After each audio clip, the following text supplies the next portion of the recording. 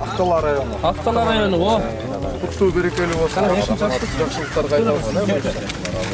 Бұл қайсы район? Қошқар районы. Мабрук. Алла игілік берсін, жақсы қызмет қылып беріңіздер. Бисмилла. Алла разы болсын. Бисмилла.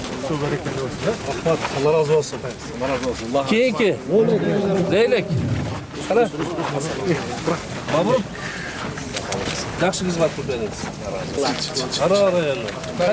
Машинаңыз. Бұл жақа? Болды. Машинаңыздардың алдына тұрыңыздар. Салам алейкум. Қандайсыз?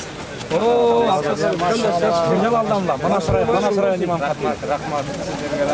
Деніңізге, мекеніңізге жақсы қызмет қылып беріңіздер. İşinizlerге керек. Еліңіз зияда болсын. Рахмат сізге. Алла разы болсын. Мен қолдарың армап қояны. Район имам хатиби. Деніңізге, мекеніңізге жақсы қызмет қылып беріңіздер. Аллах разы болсын. Тұлпар құтты болсын. Машалла. Икрамдамла. Ассаламу алейкум. Қандайсыз? Ақ тұлпар құтты болсын. Мекеніңізге, деніңізге жақсы қызмет қылып беріңіздер. Сіздерге Құдай шүкір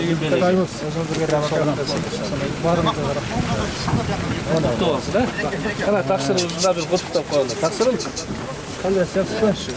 Құдай Таалам құтты болсын, берекелі болсын. Еліңізге, жұртыңызға, деніңізге жақсы қызмет қылып беріңіздер.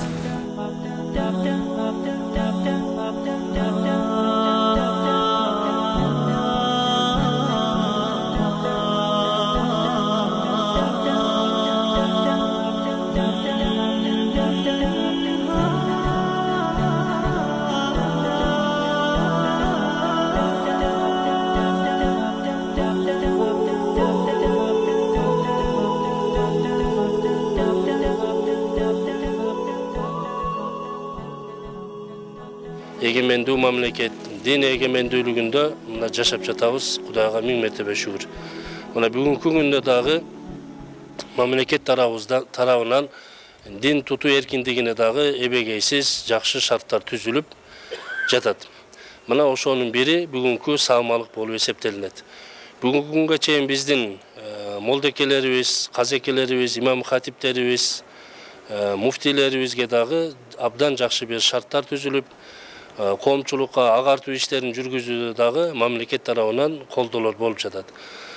Биз бүгүн ушул Кудай Таала тарабынан берилген бул неаматтарды туура пайдаланып, ага ээ чыгып, бизден кийинки келе турган урпактарга ушул чоң аманатты биз тапшырып беришибиз керек. Мамлекетибиздеги 40 райондун баш имам хатиптерине автоунаа белектери тартууланып, анын ичинен мына бүгүн 20 райондун баш имам хатиптерине бул автоунаалар берилип отурат. Кудайым буйрса мындан ары дагы ошол биздин облустагы казекелерибизге, калган райондорго дагы ошол жакшылык иштери алдыда турат. Жогоруда Азамат Маматович айткандай, ушул биздин өлкөбүздөгү дин жолунда, Куран жолунда, дин жолунда кызмат кылып аткан имам дамлаларыбыздын ишмердүүлүгүн жанданыш үчүн журт башчыбыз тарабынан дагы ушул айлык маселелер каралып, буйрса жакын арада бул маселелер да чечилүү алдында турат. Эми урматтуу дин кызматкерлер, биз ушул аманатты аманатка бекем болуп, талыкпастан күнү түнү иштеп, элибиздин, журтубуздун келечек урпагыбыз үчүн жакшы кызмат кылышыбыз керек. Алган белеңиздер куттуу, берекелүү болсун.